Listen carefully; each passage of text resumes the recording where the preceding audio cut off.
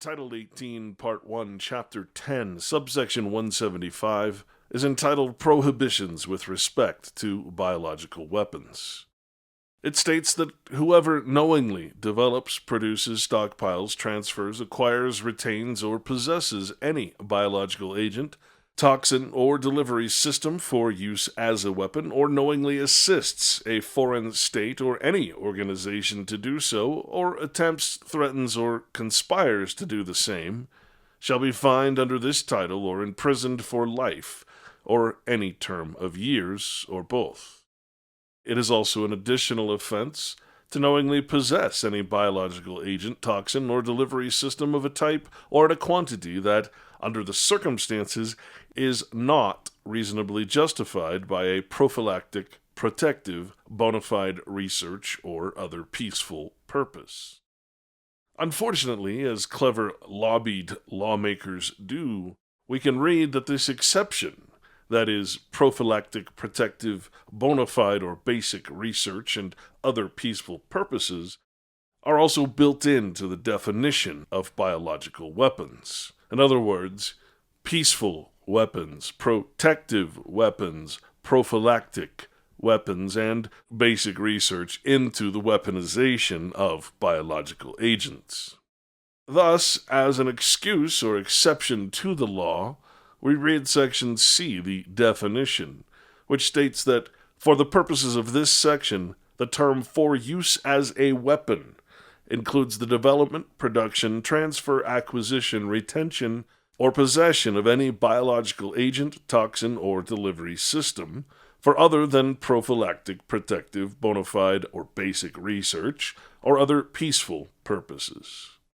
In other words, with one sentence, the very definition of what a weapon is was split into two opposing concepts. One, a weapon of destruction and devastation, and the other, a weapon of defense, of peace, of basic research. While it is officially acknowledged that there is no difference between the actual research done in prophylactic, protective, bona fide, or basic research and that of militarized biological weapons for war purposes, what you are about to learn is that there is, indeed, an active biological weapons program within the United States, within corporations and universities, and throughout the countries of the world. This type of dual-use weaponization of bacteriological and viral pathogens is not to be found in the militaries of the world, but rather in the National Institutes of Health and other so-called peaceful, protective agencies, where this research of apocalyptic potential is done for the public good. The following footage tells the story behind the story of SARS-2 COVID-19. It's the story of cover-ups, espionage, greed, and maleficence. Most importantly, it's the story of a quite active and ongoing, internationally unlawful, and domestically treasonous biological weapons program hidden within and protected by illegitimate U.S. governmental agencies. It's the story of science gone awry, from the scientists involved in this type of dual-use, gain-of-function, and other bacteriological and viral weaponization research. And it is told here in their own words.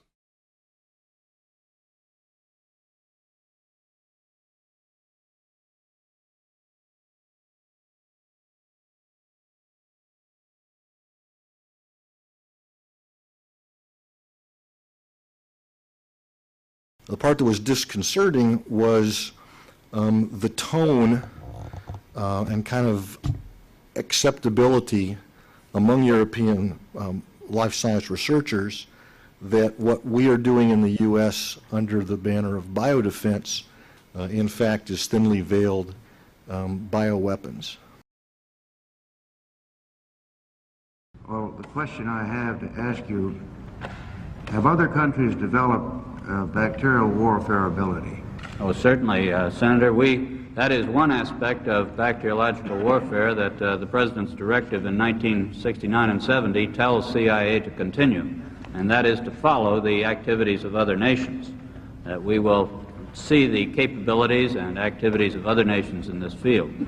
And we have some officers who do follow these activities abroad, and they are quite general. There are some very dubious areas where we're just not sure of what the actual capabilities are in some respects. But we do follow it indeed, and there is extensive effort done by other nations in this line. But you are now prevented from... No, we can follow the foreign ones. There is no problem with but that. can you do anything to offset them?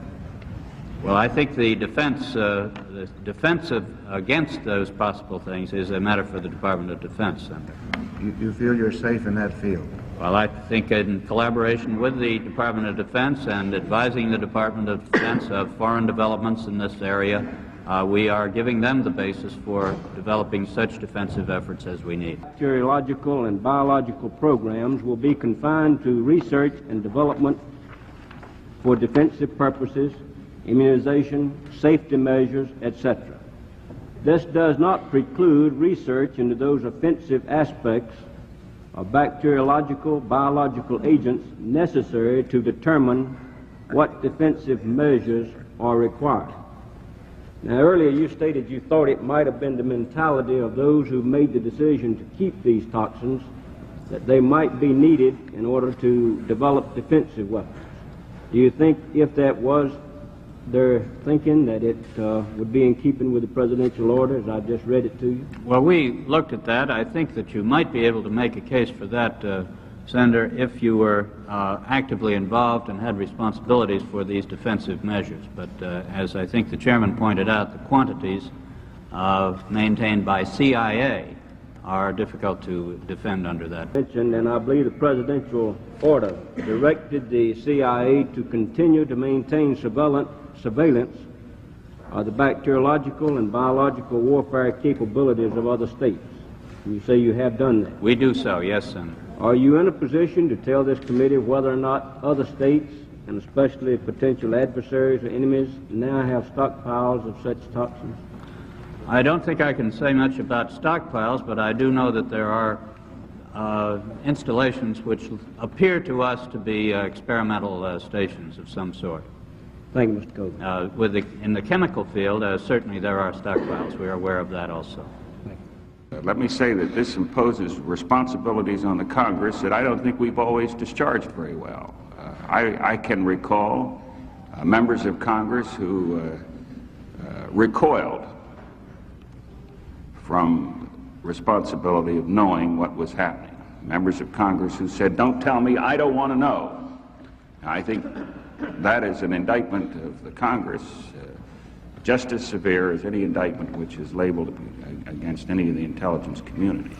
And then in the biological area, there's the possibility of applying knowledge that's been acquired for improvement of public health towards the development of weapons to use to do harm. Well, thank you. It's a real pleasure to be here today to talk about this, what I consider to be a complex topic, and I think you will see by the end of the talk I'm going to cover a lot of different areas. There are many different aspects that converge when talking about the dual-use dilemma, scientific, legislative, and I'm going to cover all of those and probably leave you with a sense of confusion and frustration about the current landscape, but also, hopefully also leave you with a sense about what the scientific communities and the U.S. government are doing to try and address this issue. We find ourselves now having to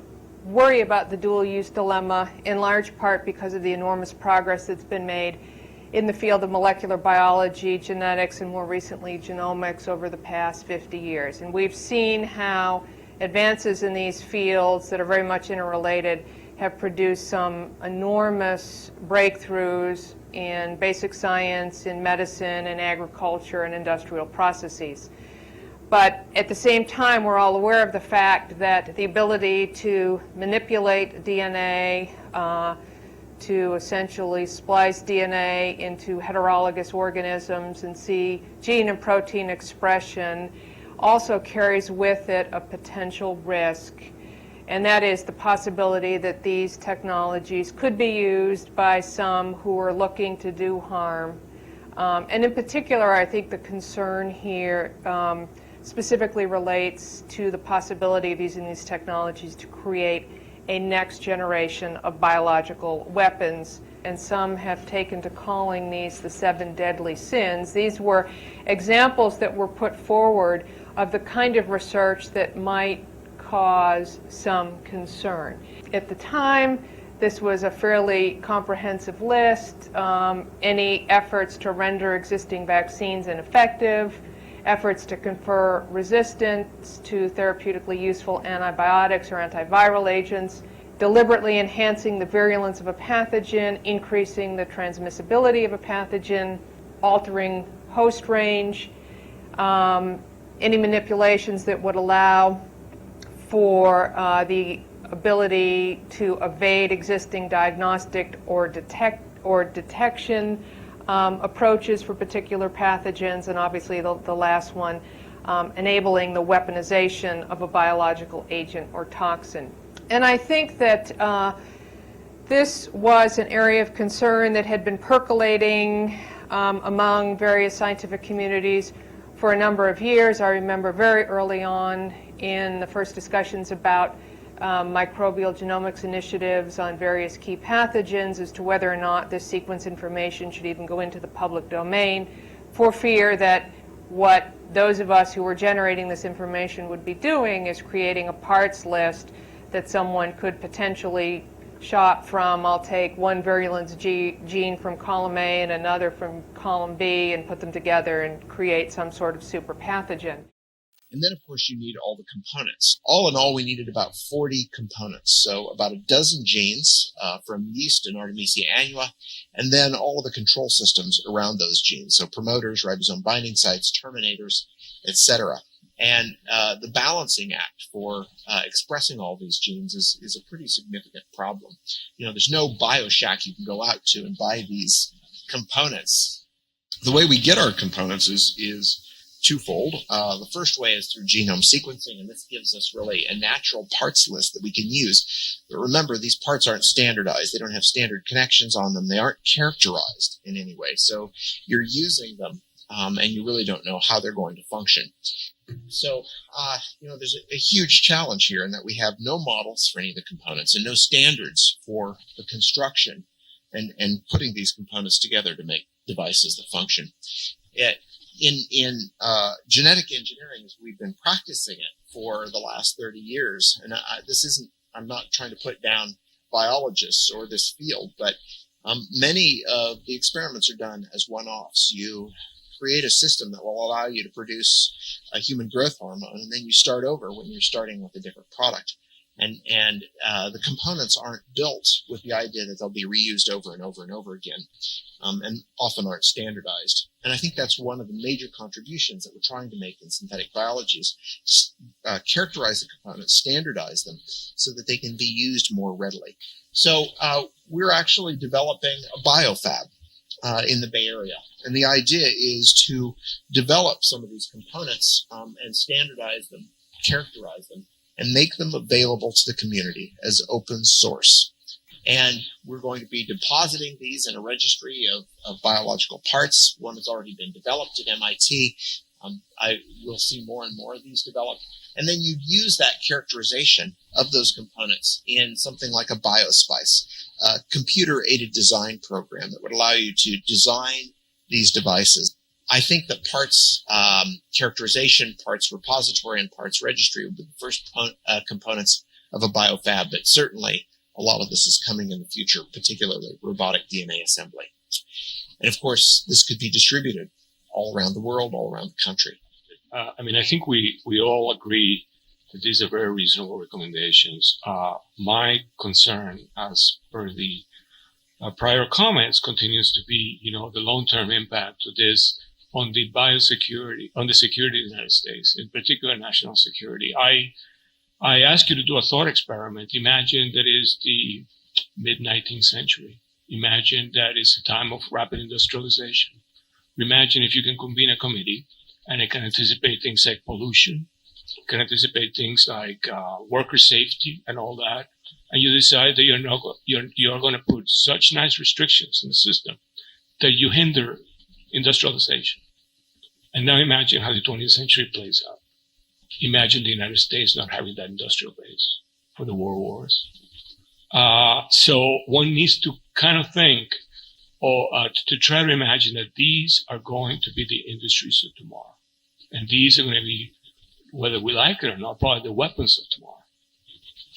And we need to be thinking in terms of this, also the national security of this country, which requires a lot of this work to get done. And if it doesn't get done here, it's going to get done in another place.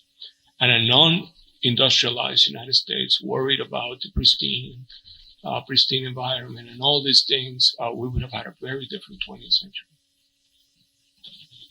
But one of the sets of experiments of concern that's not explicitly addressed here is the de novo creation of a pathogen. But I think that where we are now in a very short period of time, just 4 years following the publication of the Fink report, with the emerging field of synthetic biology, we are now actually facing yet another possible set of experiments of potentially grave concern, and that is not only manipulation of existing pathogens, but creation of pathogens de novo. And I will spend a fair amount of time talking about synthetic biology at the end of all of this.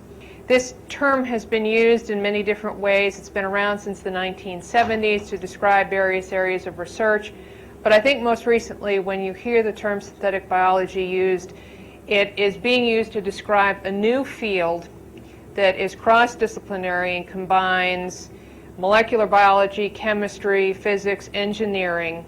And the goal of synthetic biology is to actually create and study artificial biological systems, creating de novo organisms that are very effective in producing new drugs, new proteins for therapy, new vaccines.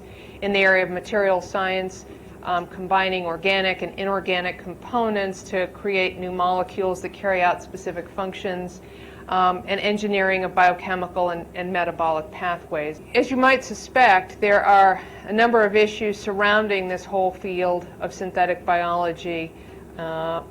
Some of the more extreme issues that have been proposed are, is this really a way of creating a roadmap for someone to engineer a super pathogen? When the next biologic event occurs, and I'm absolutely convinced it will occur, we're going to have a better leg to stand on so that we don't see this draconian response back to let's sweep everything we do in the biologic sciences, back into the dark ages. The point for me is that today, if I use the term dual use, first of all, we basically defined it as the way we wanted to in this group first met. It's a term that I find not helpful relative to the big picture of dual use, because delivery systems clearly may be every bit as important as the agent itself, and that's part of dual use, but not part of our oversight. But you could do DIRC on a non-organism that is not on the list. You could do it in MRSA, or you can do it in Salmonella, and it will not be flagged. And there are others, certainly some watchdog groups have weighed in and have raised the question, are there ethical concerns here? Because does this mean that someone is essentially playing God by claiming that they are creating life synthetically?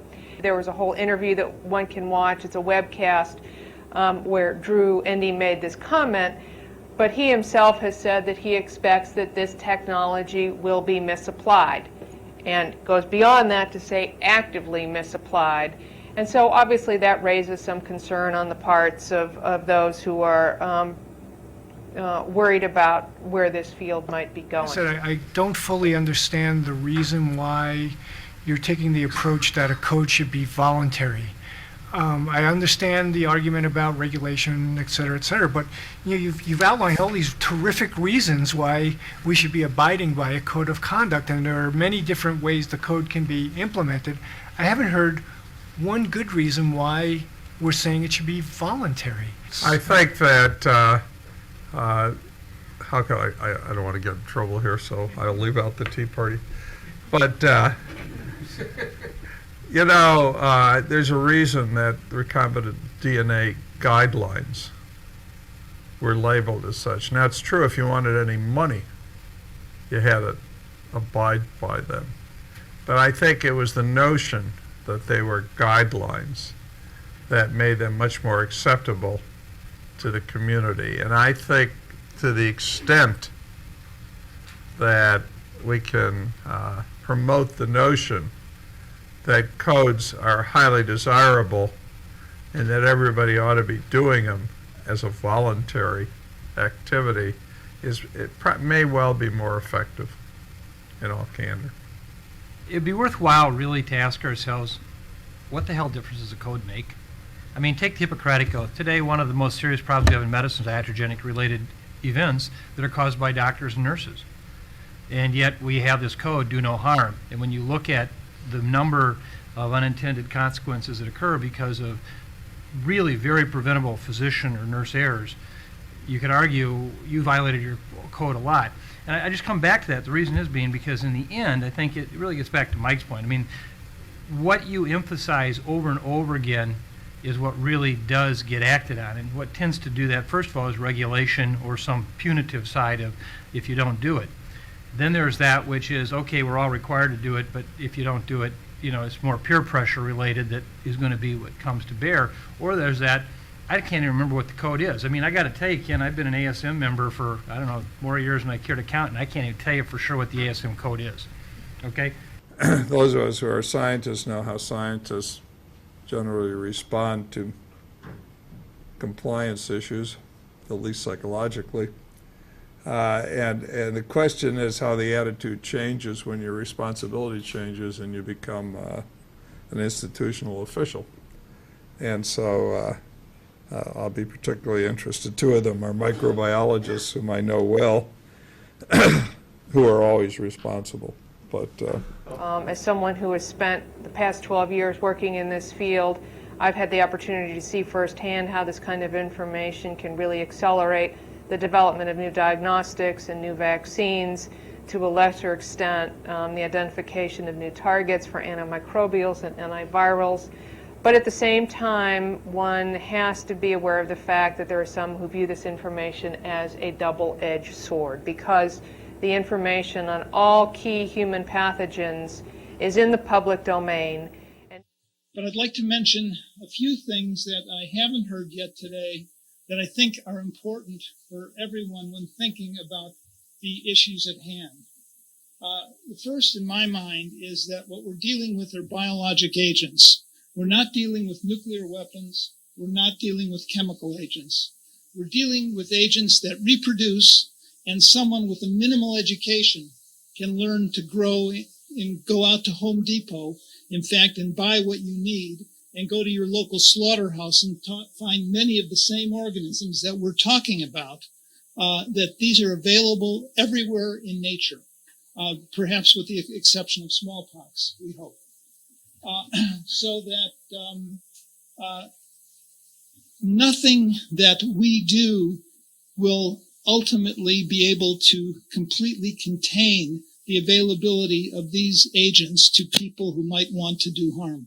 Projects that used to cost thousands and tens of thousands and even millions of dollars to do and take long periods of time can now be done quite simply with stuff that you can buy at Home Depot or order over eBay. The cost of being able to do research has dropped precipitously, such that now for hundreds or thousands of dollars one can do very small scale experiments basically in a garage or a basement. Can we come up with strategies for looking at the so-called do-it-yourself biology community who are, setting up either group labs where they rent space, and get together one night a week and kind of, play around in the laboratory, or even maybe working out of their own homes? So basically, these are individuals who conduct biological experiments or play with biology as an avocation, not as a profession. They may have a day job in some related field, but they tend to do this on their own time, alone, or increasingly, particularly in some metropolitan areas, as part of a community. And there's even talk about putting together community labs. You see on the right what is a do-it-yourself lab in a sense. At the bottom there's a thermocycler. Then you have an incubator, which is basically a styrofoam box with an aquarium heater in it. And then you move up into this person's, young person probably's apartment cabinet where you have a number of reagents. And of course you have your basic towels and sheets on top of that. And below is a power tool which has been turned into a centrifuge to really to make things. To what extent do these garage bio amateurs use commercial suppliers? They clearly use commercial suppliers, and there is a whole world of like high school experiments where you can get an algae or a bacteria and maybe insert a bioluminescent feature. And so it does seem that this group has discovered that BioShack kind of approach. I think occasionally an amateur may inadvertently end up working with a BSAT or something that would be considered dangerous, even if it's not officially qualified as BSAT. I think there are growing concerns, though, that we hear more anecdotal stories all the time about people who have access, even in high school laboratories, who take it off on the side that just want to see if they can insert this gene here and do this, with the very idea that it's a risk issue that they don't perceive as having any public health implications, but they just want to see if they can do it. And I think that down the road, we're going to be confronted with more and more, and the real challenge is how do we find out about those? This could serve as a way to focus in efforts to understanding what makes one strain essentially avirulent and another strain highly virulent. And so I think that's where we are with microbial genomics. As I say, these conversations have taken place multiple times. They're actually still going on, but in my mind, in many respects, this is far too late to be having these conversations. If there was really a concern about this information going into the public domain, something should have been done more than 10 years ago. This information is out there in databases around the world, and I don't think there's any way to pull this information back. All it might take is one catastrophic incident for the public to lose trust in what we are doing and for things to begin to spiral out of control. These individuals are now not working under the same sorts of institutional oversight that we've been discussing so far today, for example. So Mike, as you were talking, I was thinking, this group probably does need some input from safety, as I was looking at that centrifuge there, and and I thought about the fact they would like to engage in federal agencies, but of course as soon as they do that, they have all the regulatory burden that comes with doing that. So they may in the end not really want to take money from a federal agency if they want to keep having fun at this. Yeah, at least hopefully they're wearing goggles. Well, yeah, I mean, the main thing we wanted to learn about the computer hacking community was what did the mainstream computing community do to try to discourage that type of activity? And it turned out that, a lot of the hacking was, not so much malicious, but this is cool to be able to find the flaw, right? And so, you can imagine the same sort of thing occurring, with biology. Well, it'd be really cool to find, something. Like when when I was a kid, I had a chemistry set, and it was cool to try to blow things up, That's kind of... Mike, I think you ought to stop right there. The question has to do with going back to the 1980s with a number of different treaties dealing with issues surrounding biological weapons. Is there any effort underway to now go back and relook at those and try and harmonize those? And take a forward-looking view in this current era of synthetic biology? The answer to the question is yes, there are small efforts in that regard, but they seem to be happening so far in a very ad hoc way.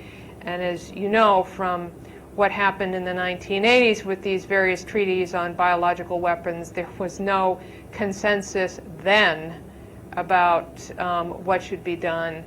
And I think we're kidding ourselves if we think that with all of the complexities that now are brought to bear on these issues, related to the field of synthetic biology that it's going to be any simpler to reach harmonization today, but there are certainly some who have been pushing for that to happen. Whether or not that will be a successful effort remains to be determined. The part that was disconcerting was the tone and kind of acceptability among European life science researchers that what we are doing in the U.S. under the banner of biodefense, in fact, is thinly veiled bioweapons. Dr. Trainer? With the post-exposure prophylaxis, because that's been brought up, I was impressed by the reports with SARS that many of those laboratory exposures weren't recognized at the time that they happened, and in fact some of them might have been very, very difficult, or even hard to understand now in retrospect. But when you're posing the question, how to prevent a single event of catastrophic proportions of either happening or not happening, and counting on the data that are so, what I would call ambiguous, as to whether that is going to be the difference between the switch going on or off, seems to me to be almost by itself logs apart in understanding. And that if we really believe, as we do in 1977, that the H1N1 that we now deal with was in fact a laboratory accident that may have resulted in its appearance, we do have precedents to believe that this can happen. What's the risk we're willing to accept that this virus would be reestablished in the community in a catastrophic manner? Are we willing to say we're willing to accept 1 in a million, 1 in 100,000, 1 in 10,000? And I think most people would probably settle on, and whether you're a politician, whether you're a RAC member, whether you're a member of the media, I think we all may have different opinions on that, but I would bet that it's going to be very, very high. Well, this is like the power of any statistical study, to get to the level of data that would guarantee that someone on that particular approach, even given all the other associated protections that are being there, you'd have to have studies that would basically be impossible to conduct. And surely with the sensitivity and the specificity of what we have today for the kinds of treatment measures and the outcomes, I don't think they're even possible to do. This is not ever going to be studied to the point of where it'll provide us an answer. This is going to have to be about an understanding of what we're willing to accept as risk, and then what are we willing to do to take that risk of 1 in 1,000 to 1 in a million or 1 in a billion and eliminate it, or decide it's not that important, we don't care if we eliminate it. We also know, we've done some work that we published in Emerging Infectious Disease, that CDC's guidance for preventing SARS in healthcare workers of how to don and remove personal protective equipment has never been validated. And in fact, when we did it with a non-pathogenic virus, we found, following the exact CDC guidelines, that in 70% of the time people contaminated their skins and face with a virus that was put on their PPE. So I don't think we can quantitate the risks, and we have to be aware, of course, with SARS that, you know, every case in the world outside of China came from that one physician who went to the Metropole Hotel. So the idea that one episode is sort of minor, might not lead to catastrophic consequences, may not be true, and I don't know any way to quantitate whether that risk is, as we just heard, is 1 in 1,000 or 1 in 100,000, except to say that the more laboratories that do this, and particularly if they don't follow rigid protocols and training and so on, you multiply the risks somewhat. And we routinely and rigorously tell the community in the United States that these biosafety standards are adequate to protect them and to protect our workers, and quite frankly, to protect our research enterprise, which should concern all of us greatly. To me, it's very, very troubling and can have devastating impact on our ability as a research community to do emerging diseases work in the future, to be able to respond in a timely fashion to public health crises. But most of all, I'm concerned about what you do here today, or what decisions are made in the future, and the impact that it's going to have on the overall research enterprise in this country. Dr. McCullers, you had a point you wanted to make, I think, before. Yeah, so, well, in a quick answer to Dr. Wilson's question about behavioral changes, so my people who work directly with the H5 pathogenic viruses know that the antivirals and vaccines don't work very well, and so they remain quite concerned about any potential exposure, and believe me, I hear about it at all hours of day and night about potential exposures. Another important point that hasn't been made is that we all want to get to zero, but we're never going to get there. We can't get this risk to zero. And so no matter what you superimpose on top of this, you've heard that pre-exposure prophylaxis isn't going to work all the time. Dr. Monto's vaccine probably will work 95% of the time, but not 100% of the time, and so on, 70% in a bad year, 50% in a real bad year, and so it goes. I can't speak to the ethics about the first question. We ought to try to prevent every infection that we can with this virus and any other laboratory pathogen, but these two questions, as they're juxtaposed, don't exclude each other. So, I mean, we should try to prevent every infection, but we should be prepared to deal with it once it gets out, because eventually it's going to happen. That's what the bumper sticker says. The 1918 H1N1 virus exists only in the laboratories, associated with significant morbidity and mortality historically in humans and in current animal studies, and is highly transmissible. In light of this, should the public health objective be to prevent any researcher from developing an active case of 1918 H1N1 that could be spread to the public, or is it acceptable to be prepared to contain the infection once in the community? Is our ethical obligation to protect the public higher because this virus was recreated in the laboratory, which we just talked about, but we will more, I hope. Scenario. A 1918 influenza researcher living in an urban setting becomes symptomatic and seeks treatment within 24 hours of developing symptoms. At that point, he or she may have been infectious for more than 24 hours. Would the circle of potential candidates be small enough to contain an outbreak? What if during the day prior to developing symptoms the researcher traveled by air or attended a crowded public event? Quite honestly, I don't want to minimize the workers here, but they're not what's really that important. Because in a sense, what really is driving this is what if it would get out? And what would happen after the workers? And I think that that's the issue that really is before us here, is what would be the consequences of reestablishing potential another pandemic, and what that might mean. And again, none of us know if that would or could happen. So now let's take a step back and say, okay, this is not a big public health issue as we think of it, unless it happens, and then it's a mother of all public health issues. Okay, then we have a real issue. Well, first of all, if this is really a significant risk, and significant as I tried to define this morning, well, I don't know what's significant to any one of you. Is it 1 in 1,000? Is it 1 in a million? Is it 1 in 10 million? What's significant? Now we get to the issue, okay, it does create a double standard. And for those of us in the National Science Advisory Board, we've been trying very hard not to create double standards, because we believe the greatest damage we could do today is to shut down the science enterprise system. As far as the issue of a 1918 virus getting out, actually, David, I would agree with you. If we pick this up in the very earliest stages, it can happen. But I think probably more than anybody around this table, I have done more airplane emergency investigations where we've had MDR TB patients who hacked for 8 hours on a cross-Atlantic or cross-Pacific flight, and I tried like hell to find these people over the next weeks, not days, weeks. And I've been involved with a number of these situations where you don't find them right away. So in your situation up here, I have no hope that we would find all the potential exposed people if there was an event like an airplane ride or a very crowded area. The second thing I'll tell you is it will create mass panic. If we then have to announce to unexpected or unintended exposures that you may have been exposed to this new recombinant virus that may kill a whole hell of a lot of people, because it sure did back in 1918, we will literally shut down large parts of the world as commerce, as public events, etc. It would be a major overreaction.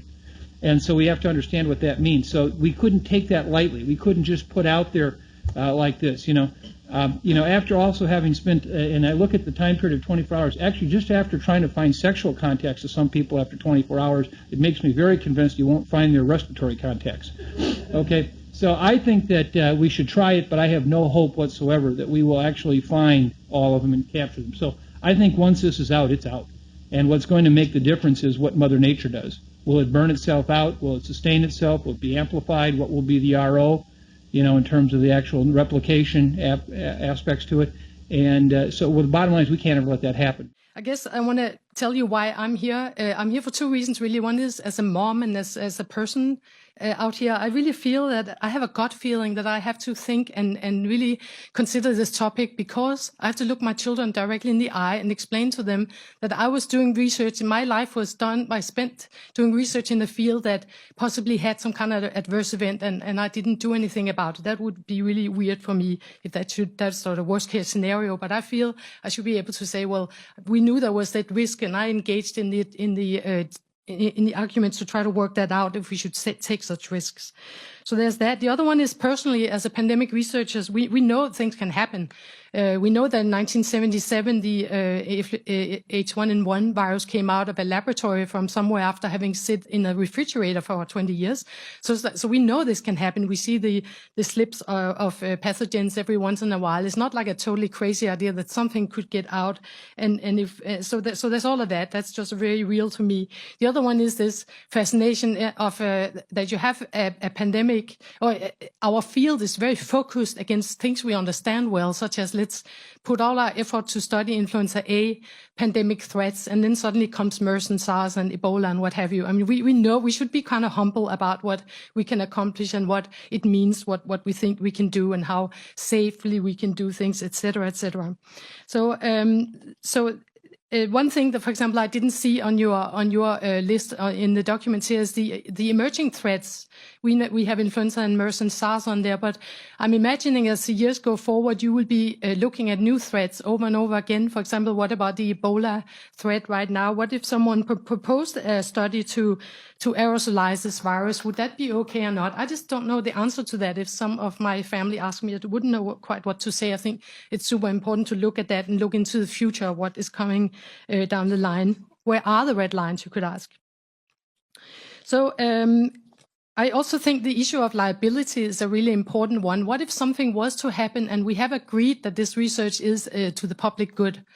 Then it should be clear what actually will happen then, what would be the, and also it's something else I've been wondering about is how good would we be at understanding if a threat actually came out of a laboratory, how good would we be at have a handle on it so we could find it and really claim it and say, okay, that was us this time. I mean, not that it will happen, but if it happened, it should really be an important part of it that we can separate the natural events from the man-made events. But if I could just step back, 4 or 5 weeks ago, we held a meeting was held here in Washington. It was a small ad hoc group of scientists and non-scientists. We were 22 people and with 8 observers. The meeting was held at George Washington University. It was held under the Chatham House rule, so I'm not at liberty to tell you who participated in the meeting. 3 things came out of that meeting. More than 3 things, but 3 big things came out of it. Number 1, first, that gain-of-function research, especially experiments to increase the transmissibility of highly pathogenic avian influenza viruses, is a precedent-setting case study, for the regulation and oversight of dual-use research of concern and many other fields of genetic and genomic engineering, as well as synthetic biology. So there's a need to get it right. This is the big one, and we can't afford to get it wrong. The other thing that came out of the meeting, the second thing, was that because this is a high-stakes issue, it affects the entire world, there's a need for genuine public engagement. If civil society is not ready for this research, now this is taxpayer money after all, and if they're not ready for it and they're not going to go for it, then we should really think again. And as I said, we need to get it right. Now the third thing that came out of the meeting is that there are probably some red lines that can be drawn right now. So this is just for discussion. Where should some of the red lines, if we agree that some red lines should be drawn, just as Dr. Collins decided last week that there's a line that should not be crossed. So what are some examples of some red lines? Making Ebola, Lassa, or other hemorrhagic fever viruses transmissible by coughing or sneezing. I think everyone would agree that no one would ever want to do that, and yet it has been proposed. How about making HIV transmissible by coughing, sneezing, or skin contact? Again, very little support for that. How about making Ebola or rabies transmissible by mosquitoes? Both of those are conceivable. How about making highly pathogenic avian influenza viruses transmissible between humans? That we've been talking about all day. Increasing the transmissibility of SARS and MERS viruses between humans. We know that's controversial because the most people need an animal model. How about making influenza viruses resistant to vaccines and antiviral drugs? Or creating chimeric viruses that could be anticipated to have pandemic potential? Recreating extinct or eradicated viruses? Making drug-susceptible bacteria resistant to antibiotics, and that has come up at this meeting. And for example, making group A streptococcus resistant to penicillin. Group A strep is still susceptible to penicillin. It has been proposed that this be investigated. Making malaria resistant to artemisinin combination therapy, or increasing the toxin production of pertussis or C. difficile. So these are just 12 examples. I think there are several on there that most people in this room would immediately agree are experiments that should not be done. But if we just focus on the avian influenza viruses, which perhaps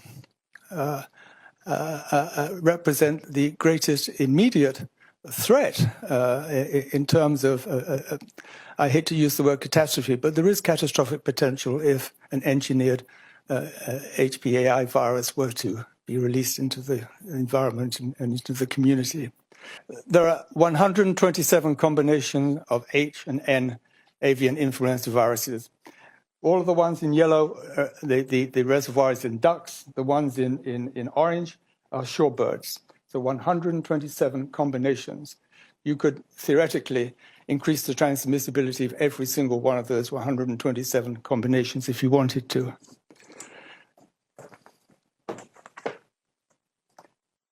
We've only had 3 pandemic HN combinations in 100 years. And that's H1, H2, and H3. We've only had 3 pandemics involving avian influenza strains in 100 years. That's my last chart. We do have spillovers, and so the spillovers in red. Sorry, this is slipping. Spillovers are in red. And you know, H7N7 is the one that stands out. We've had a large number of cases. But in every single case, it's been dead-end infections. They haven't gone anywhere. So you know, why mess around with viruses that aren't going anywhere? I want to address the discussion that was had this morning about the robustness of the existing process, by which I mean the process using the frameworks that was in place prior to the funding pause. On paper, that process sounds robust, but we have some historical record of how that process worked, one example of which was published and put online by Nature in the case of the IBC documents from the University of Wisconsin on the reconstruction of the 1918-like virus. Based on the characteristics of the process so far, I think there are several areas of concern that make this process that existed before the funding pause less than robust. The fact that the existing DIRC process did not flag PPP research as a separate issue until a confluence of accidents at prominent labs and public activism forced the issue is in itself concerning. Ironically, the extension by the Department of Health and Human Services of the framework to include H7N9 experiments appeared in the very same issue of Nature as a report of gain-of-function studies from the Fouchier lab, funded by the US government and not captured by the framework. More specifically, the present framework for H5N1 and H7N9 gain-of-function that was in place before the pause has the following areas of concern. First, expertise. Much of the responsibility for assessing risks and benefits under the current system lies in institutional biosafety committees. These committees are mainly composed of laboratory scientists and laboratory safety experts. These committees are essentially expert in occupational health. The difference with pandemic risk is that the risk is a public health, possibly global risk. IBCs do not traditionally include epidemiologists who might be able to identify what is a potential pandemic pathogen experiment or what the likely risk would be. IBCs are not well designed to consider such risks. If you read the IBC minutes from the University of Wisconsin that were posted by Nature, it is clear that in the absence of such expertise, the claims of the investigator are often accepted at face value. Most IBCs also have little or no expertise in biosecurity threats. Note that I am not criticizing IBC's fitness for their traditional task of dealing with occupational health risk of most pathogens in the lab. Instead, I'm criticizing their fitness for playing the same role in managing global public health risk, an issue that uniquely arises in potential pandemic pathogen research. We're not so used to thinking about risk to the public. We're used to thinking about risk to human subjects.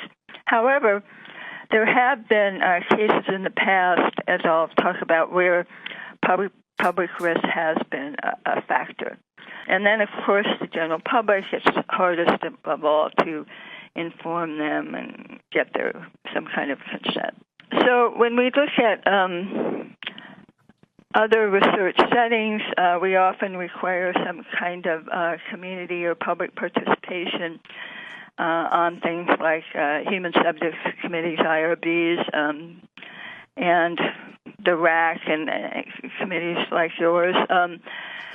So would that be enough to provide public input and some sort of symbolic consent, or do you need more, as was mentioned earlier, what kind of transparency about public health risks is ethically appropriate? How do you supply effective public education on these very difficult scientific questions? Is there an assumption that every gain-of-function experiment has to be considered from an ethical point of view, or is there a way, using some of the criteria that were presented today, to say that it's not really an issue in this case, and you get on to the biosecurity issues? Something I wanted to throw in for consideration. I don't know what I think of it, but especially while we've got a bunch of ethicists in the room, because I work at the Department of State, so I know very few ethical people. But question is, we've tended to focus consistently on risk-benefit trade-off. In other words, in theory, any arbitrary level of risk is acceptable provided the benefits are in excess. The thing I wonder about is whether, in fact, there's a point where even if the risks outweigh the benefits, or even if the benefits outweigh the risks, if the risks are high enough, does the logic change? I can imagine having a magic quarter where if I flipped it, it came up heads, the entire population of the world would live forever without illness, age, or starvation. But if it came up tails, 50% of the planet would die. And I'm not sure whether we would assume that, okay, the benefits outweigh the risks, therefore go ahead and flip. So you can take the extreme case, but the question is there a point where that logic actually becomes relevant? What if someone accidentally discovered a really easy way to make a pathogen every bit as deadly, contagious, and untreatable as smallpox? Surely no one should be allowed to publish something like that. It's not clear what the benefits of it would be, and it could be really dangerous if successful.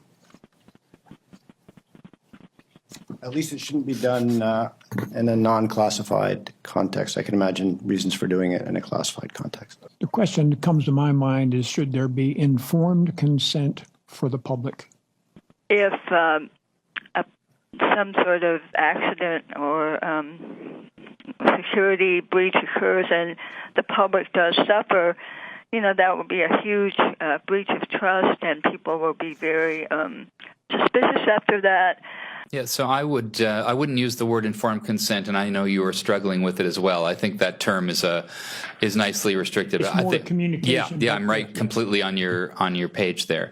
I think there's really three things to keep in mind. One is this is 2016, and we now have probably 15 or 20 good examples just in medicine of the public being either misled, lied to, or feel that they were given misinformation about science. It's not only that you actively request permission from the public per se, but I think to maintain the public confidence, I think that it's really essential that the public have a sense that they at least have access to information about what we're doing supposedly in their name, as opposed to having these things happen completely in secret. We have been struggling for the last 40 years in the world of human subjects research to know whether the IRB system works.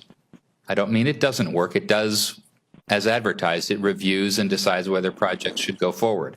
But as for whether it protects the rights and welfare of human subjects, we struggle with that a bit, because you may believe that you're protecting human subjects, or that you're protecting public welfare, or that you're promoting good science. But unless we develop the metrics, and guess what? That's where the next Nobel Prize in bioethics is coming from, how to figure out what those metrics are and whether they actually work or not, then I would recommend that you not adopt any kind of framework, because if you can't evaluate its impact, then there's no point in just putting it out there other than for public relations purposes. So I think you're making a moral statement as much as you are a science, or you're asking us a moral question as much as you are a science question. If I could just say one more thing, because it came up in the prior question, there is another example in the children's regs for human subjects research. Research that involves greater than minimal risk, but does not hold out the prospect of any benefit to that patient. So think about it. It doesn't exist in the adult regs, only in the children's regs.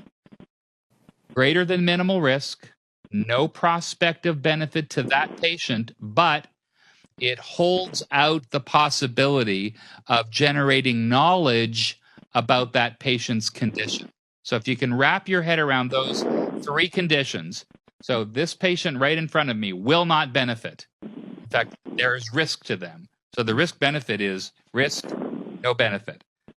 But the justification for those kinds of studies are we're going to learn something about their disease, which is generalizable to other people with that disease.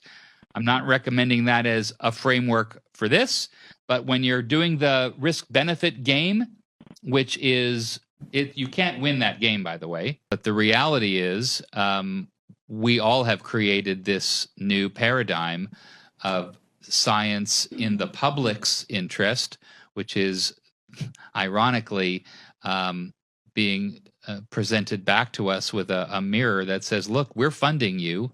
We would like a return on that investment. A question I have is under procedural value, one of the terms listed was accountability.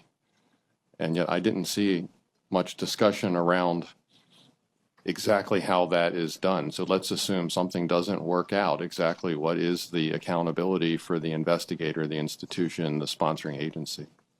I think what you're touching upon really is going to be a decision of the USG in terms of how they want to enforce whatever guidelines or regulations are a consequence of our advice. But I don't think we can get into the penalty phase very readily. You guys are advisory to all the different agencies that fund life sciences research, and some of those agencies fund classified research. In the physics literature, we never had this problem of whether or not you could patent a fact of nature, which has arisen in biology. So it's odd to me that you're concerned about patents, but you're not so concerned about the other. Because there is less known about the coronaviruses, Griffin did find that some of the future gain-of-function studies could generate dual-use information that would entail significant risks. One other difficulty is translating empirical studies on animals or in cell culture to epidemiological predictions for human populations is nigh impossible. If the incident does seed a local outbreak, about 20% of those would become global, would exceed local control. Speaking of the coronaviruses, increasing the transmissibility of the coronaviruses while increasing risk compared to wild-type strains of those viruses still creates pathogens that pose no more risk of a global pandemic than the 1918 influenza strain, but pose a much more significant risk than the wild-type strains of those pathogens. And also, it's an unresolved question if a laboratory-associated epidemic would supplant or supplement the annual toll in terms of morbidity and mortality of seasonal influenza. Would it basically cause 2 outbreaks? We don't know. For the coronaviruses, we found that wild-type strains are insufficiently transmissible and sufficiently susceptible to public health control measures such that a global pandemic has a minimal chance of occurring. I mean, and we've observed that in past outbreaks. We didn't have the SARS or MERS cases get into every continent in the world and constantly seed an epidemic that lasted for years. They were contained. So because this has a very, very small chance of occurring, increasing the transmissibility can significantly increase the risk of a global pandemic. This increase need only be small if the baseline is SARS coronavirus, but it needs to be significantly higher if it's MERS coronavirus. There needs to be a significant bump. But it only increases risk if it overcomes vaccination regardless of the antigenicity of the strain. So it has to overcome protective vaccination not by an antigenic shift or drift, but because of some way it modulates the human immune system so that no vaccine, even one specifically raised to it, would work. These recent reports have made many of us question how effective the vaccines really are. Now what we're seeing are actually mutants which are quite different from the original strand. The authorities are still encouraging people to be vaccinated despite an increase in number of vaccinated individuals getting infected. Vaccination doesn't provide 100% protection. Let's now shift our attention to some pretty concerning news that's come in from Israel in what is being said to be a major blow to the efficacy claims of the Pfizer-BioNTech COVID-19 vaccine. Over 12,000 people who were inoculated with the Pfizer vaccine have tested positive for coronavirus in the state of Israel. As the Delta variant, which originated in India, continues to spread across the globe, a new study out of India shows the Delta variant can be transmitted to people who have been vaccinated. In fact, Delta variant behind most of the breakthrough infections. It's infecting, which means infecting after the vaccine jabs, as for the latest study. Reports of fully vaccinated people becoming infected with SARS-CoV-2 have raised questions about the frequency and cause of breakthrough infection. Variants of concern, or VOCs, were responsible for 64% of those cases.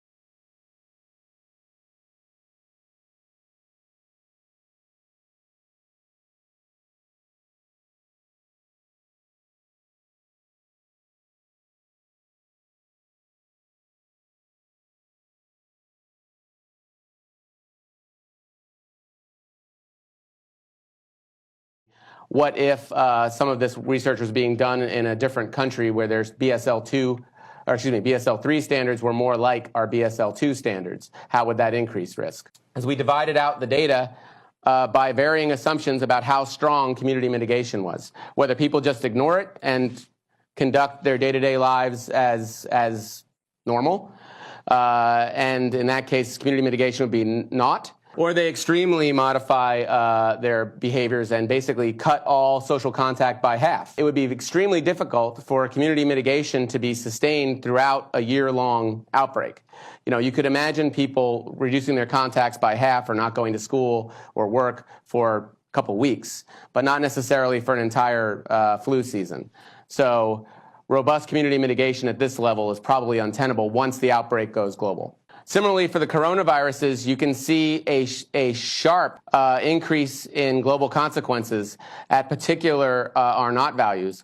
All of these are within the realm of wild-type pathogens, suggesting that if local outbreaks of SARS, or SARS doesn't exist in nature anymore, SARS doesn't exist in nature anymore, SARS doesn't exist in nature anymore, a coronavirus like SARS were to occur and escape local control and constantly seed a global outbreak, it is likely that the strain would be transmissible enough already that global consequences would be contained. However, the probability of getting to this point significantly increases by more than an order of magnitude if the strain is made more transmissible. Also, it should be noted about community mitigation. You saw relatively robust community mitigation in the SARS and MERS outbreaks that have occurred in the past, especially in places like Canada where they were introduced. However, a global coronavirus outbreak, because of its relatively long incubation time and generation time, would extend across years, not just one flu season, not just 1 year, but many, many years. So this level of community mitigation would have to be sustained for a very long time. Now, the interesting thing is most of the biosecurity events that we identified as being high risk or likely to succeed involve the covert infection of the public. And because of that, it short circuits a lot of the controls that are in place on laboratory workers and for health monitoring. So should these events occur, they're a lot more likely to seed a local outbreak, which is much more likely to expand into a global pandemic. When you drill down, there's a number of traits that have significant dual utility for the various strains. One that doesn't have any dual utility, although that might be surprising to folks that study offense, is that because these strains are highly transmissible, the initial infections that would occur from an intentional event only have to number in the tens, if not even that, to spark a global outbreak, potentially. There's some phenotypes that you can't acquire, although there might be some dual utility in that if an actor was trying to produce an incapacitating strain. For the coronaviruses, there's a significant amount of information risk existing, simply because we don't have the tools to study these traits that actually do drive risk and have some significant dual utility. And for overcoming natural or induced immunity, once again, all of the, if you wanted a strain that was actually useful to cause more casualties in a surprise attack, you needed to make one that manipulated the immune system, not just was antigenically distinct. All right, so very quickly, the benefits. So for the coronaviruses, gain-of-function approaches that alter host tropism and enhance virulence are critical for the development of animal model systems that recapitulate human disease pathogenesis, which in turn are essential for the study of coronavirus pathogenesis and for advanced medical countermeasure development. But I really think that the debate of the last few years has been focused on the creation of novel strains of highly virulent, highly transmissible coronavirus or influenza. And I think for the purposes of this debate, I would focus on those elements of the report. I think we would all agree that any global pandemic that occurred following any research experiment, if it led to a pandemic of any type above baseline, would deeply damage science and potentially harm or kill many. Where I was less in agreement, if I understood the report properly, was that the judgment that said even if coronaviruses were modified to be as transmissible as influenza, susceptibility of control measures would contain a majority of outbreaks. I think that's kind of a tautology. If a virus is made to be as transmissible as seasonal influenza, we know seasonal influenza is not containable, and so it's no longer possible to control it with control measures. So I don't think I agree with that statement. I also would say that we've talked a little bit about the importance of control measures with coronaviruses. SARS was controlled in the world, but only after an extraordinary series of global events.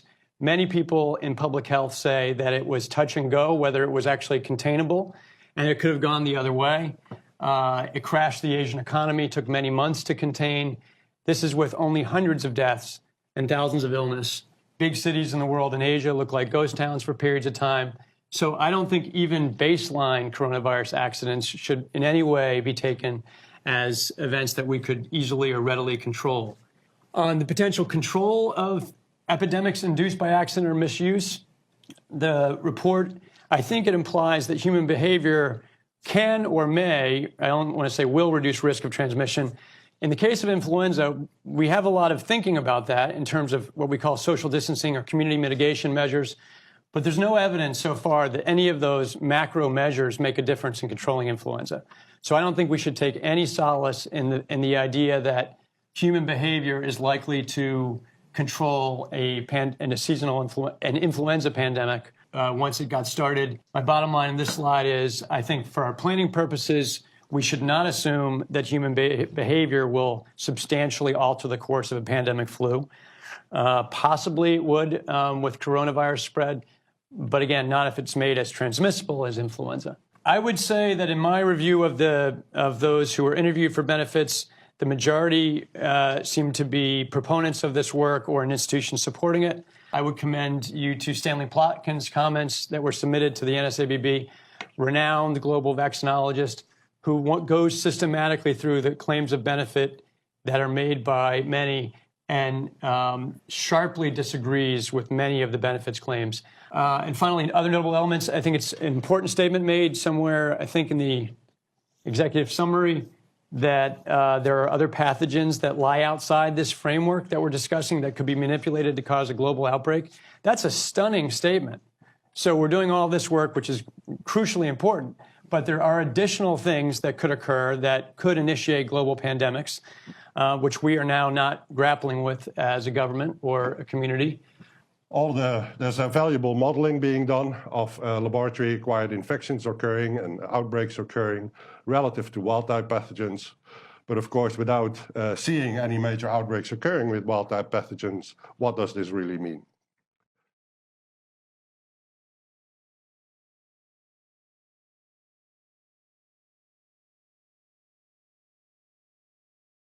When I started working on HIV, people got infected in the lab with HIV. The probability that a laboratory accident happens with a high pathogenicity, a high transmissibility virus, given that you're doing gain-of-function research, is infinitely higher than if you don't do the gain-of-function research. The equity arguments I saw in there all pointed to the developed world as being the one that was taking on the risk. I think this is just at odds with most people's perception of the issue, because it's the entire world that's taking on the risk of a pandemic. And it's not necessarily the entire world that's getting the benefits of the research. You know, here I would expand it from flu and SARS and MERS to any highly virulent, highly transmissible virus that is associated with a high case fatality rate that is resistant to medical countermeasures. So what are examples of these gain-of-function experiments or the experiments that are under this deliberative pause that are of less concern?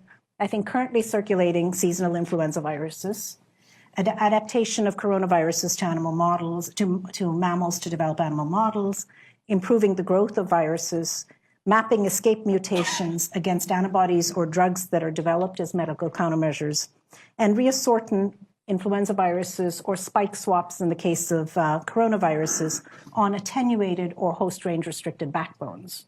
Doctors Barrick and Shi worked together to insert bat virus spike protein into the backbone of the deadly SARS virus, and then used this man-made supervirus to infect human airway cells. A comment about the policy framework. The assertion is made that we have an effective policy framework. That may be true, but I don't think we have any evidence to support it. Effectiveness has not been demonstrated, and in fact, there are reasons to think it may not be.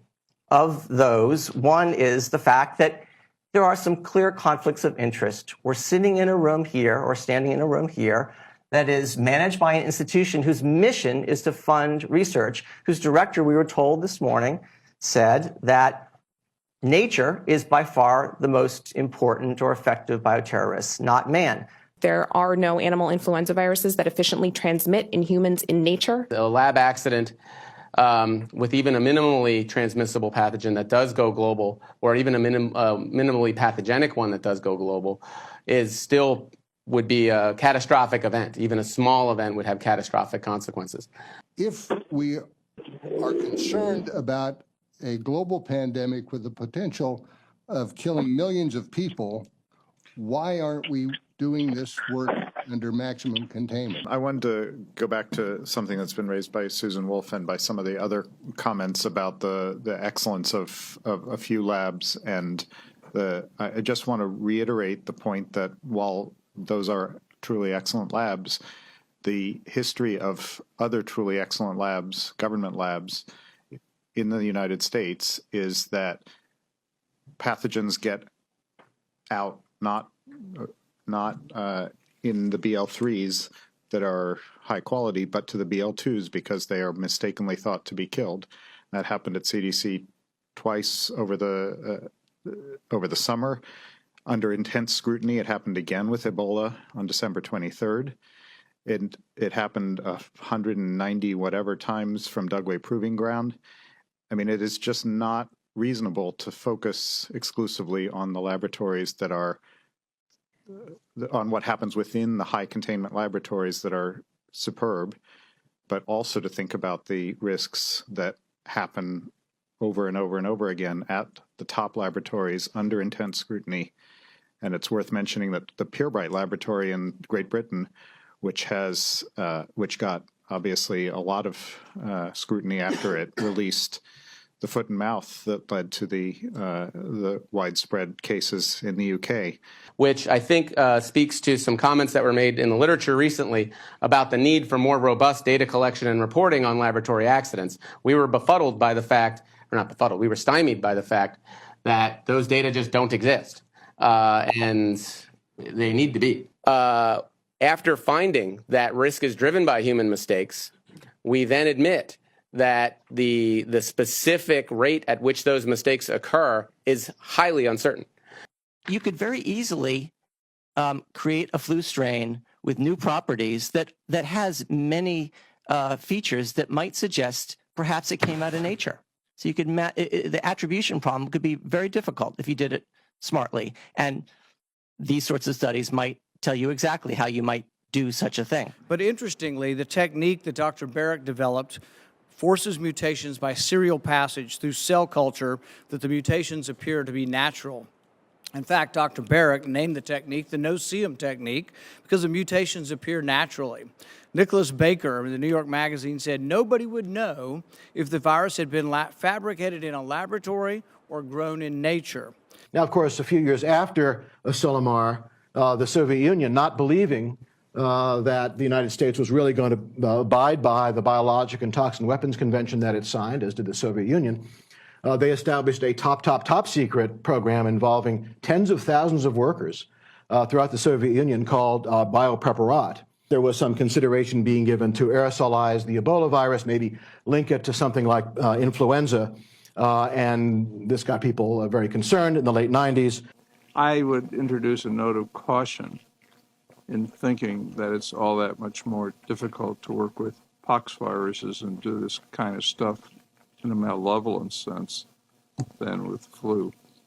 It's not all that technically difficult, unfortunately. There is a plentiful, perhaps unending supply of pathogens which could either be directly misused or altered to cause harm. There are groups which have stated their interest or intentions in using biological weapons. There are certainly many opportunities to do so, and there are substantial vulnerabilities. And I know the board is also looking for guidance.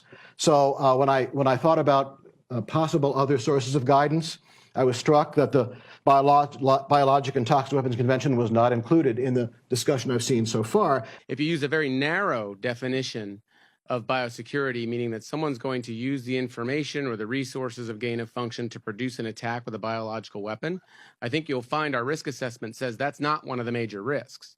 The difference is our biosecurity risk assessment includes a variety of malicious acts that aren't biological attacks that end up having a similar risk in terms of human health consequences. It seems to me that gain of function does fall under the heading of several of what the academies in 2004 called experiments of concern. The Biologic and Toxic Weapons Convention requires strong justification for pathogen development using any means.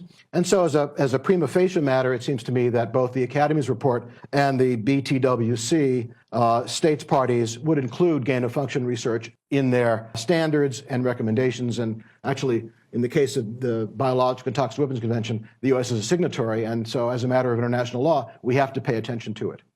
I don't know what's going on. It suggests that the working group itself wasn't even clear on how ethical principles are actually applied in reviewing research proposals. I don't think that's a message that you want to send as the world is watching this process. It's incumbent then upon the board to provide findings about what is likely to be a productive and unproductive venue, which may mean concluding you don't go to WHO for this, right? This is where good innovation ideas in governance go to die, right? But if you're going to say that, well, is it the BWC process? Well, my understanding of that was another fairly unproductive talking shop about these issues, all right? So one question that has come up repeatedly is who should be watching the chicken coop? In other words, the NIH, for instance, funds this type of research, obviously has a truly vested interest, and that's is the NIH then the appropriate organization to provide the oversight of this kind of question that we're discussing? In the end, I think the question's answered for you, which is that the funder decides whether to release money or not. So that's HHS. A lot of what you've been talking about here has potential implications for the safety of the people who work in the laboratories, has implications for the local environment, non-human environment. We have in other settings, and I'm more familiar with genetic settings like gene editing and such, we have a long history of the public making assumptions that things that are naturally occurring are less likely to be dangerous. They're somehow spiritually or physically somehow purer and better. This may just be a temporary phase in U.S. I mean, in the 1950s, if it was plastic, it was better. Now, if it's natural, it's better. And of course, we all here know that that's not true, right? It's very context specific, what is better and what is worse and what's safe and not. In the nanotech field, you know, some areas we're pretty confident there's no issue at all, and then there's others where we're really not sure what would happen if you had aggregation of these nanoparticles and things. Yeah, I mean, not much to add to that. As biology has become more experimental, the challenges, cultural impressions about what counts as life and how far you can go, and you know that may be a multi-generational challenge. Sometimes when I see the videos that are online of the crazy stuff that roboticists are doing, and how much fun they're having, and how, you know, making these little creatures, and they fly around and they swarm, and you can control them and do crazy things with them. And people find that very amusing and fascinating. But if you were to do that, you know, with bugs, biological creatures, that does set off something in people that is a little different. I'm not sure exactly why that is. DARPA sponsored in Brooklyn some years ago called the Robo Rat, where, if you remember, you know, they basically put some electrodes into a rat. Steve and others remember this well, and they got to control. They made the rat do things rats don't ordinarily do, like climb a ladder and so forth. And when I show that to students, even including people who are going to medical school and, you know, science undergrads and so forth, they're creeped out about it. But if you made a little robot that did that looked like a rat, or roughly the same size, or maybe the size of a computer mouse, I think they wouldn't get creeped out. So there's some interesting cultural sensitivities here. As Alta says, I haven't figured out what to do about them. Now, the real challenge in the U.S. is not physical harm. We're comfortable with that. We regulate things against physical harm to the environment, to humans. The real battle in the United States is whether or not moral outrage counts as a harm that allows you to forbid things. And we have not decided that yet. We're still dithering about that, and it's crucial in the synthetic biology area, where they want to create things that approach the notion of life to the point that it offends a lot of people, but doesn't necessarily cause any kind of risk. And it may be true to some extent here. But that's where the battle line here is going to be drawn. It appears that our Frederick County Health Department hasn't participated in any way, shape, or form on this session, nor has our state Department of Health and Mental Hygiene. The state level appears to want to avoid all issues in Frederick County, and I think you ought to all know that. So I have three speakers I'd like to ask questions for, two, and one is Dr. Casagrande. Use of terms. Used the word weaponeer yesterday, and I interpret that to mean evil people, because we, by treaty, can no longer develop weapons.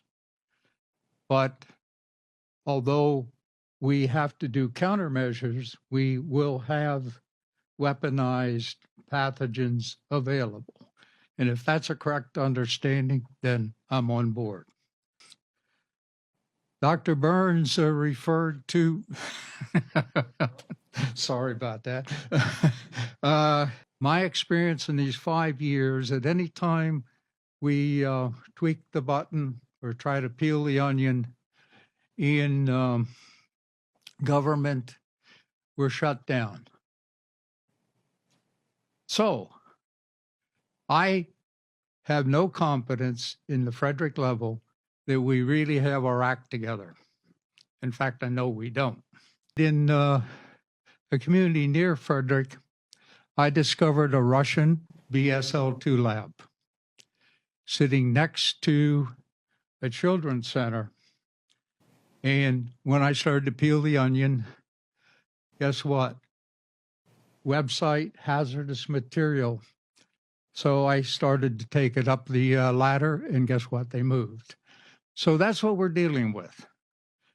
And we need help. Thank you.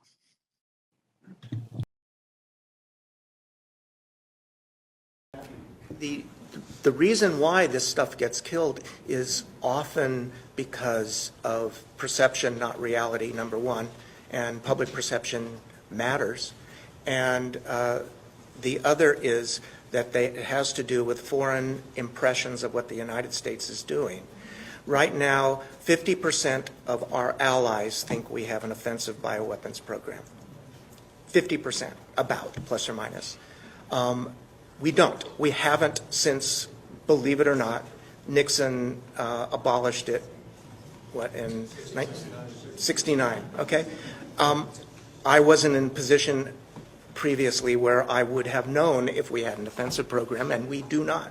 So if 50% of our allies, our NATO allies, believe that we have an offensive program that's secret, we have to be very careful with what we do and what becomes public, because defending against bio threats by developing countermeasures looks a lot like an offensive program. I wanted to follow up, though, on your very last statement about the scope of the research that's being reviewed. And you said federal government. Is that a correct statement, or is it only HHS? And today, a lot of work is being funded by non-HHS agencies, and I'm wondering, are this work being included in the review? Right now, it's come out of HHS funded work. Is there a discussion to broaden the scope so that DARPA and others might use this review process? For the most part, they don't get involved in the type of work that would fall under this. They, for the most part, a lot of that is enabling technology, but actually modifying, dangerous pathogens. But maybe it's worth a double check on that. And the look on your face, maybe you and I should chat offline about it. I should point out the committee itself, the group, is not all HHS employees. So we do have defense. So a little bit about the history of Fort Detrick. It was called Camp Detrick. In 1943, the research program began, and as many of you know, the U.S. had an offensive biological weapons research program. There was an element of that called the U.S. Army Medical Unit, and their job was to look at medical countermeasures, pathogenesis, et cetera, with the idea of protecting warfighters and also people in the labs. So in 1969, when then President Nixon abolished the old program, as we call it, USAMRIID was established with the roots of the Army Medical Unit. And so our mission has always been about biological defense. There are 2 other containment labs on post, as some of you know, one belonging to HHS, one to the Department of Homeland Security. USAMRIID also has a whole layer of Army and DoD oversight. So the most important part of the international framework that you need to consider for this type of research is the rules and our compliance with the Biological Weapons Convention. The BWC, in case you're not intimately familiar with it, it's been around, it's been in force since 1975, and all the nations that are part of it agree to not make biological weapons or and use them.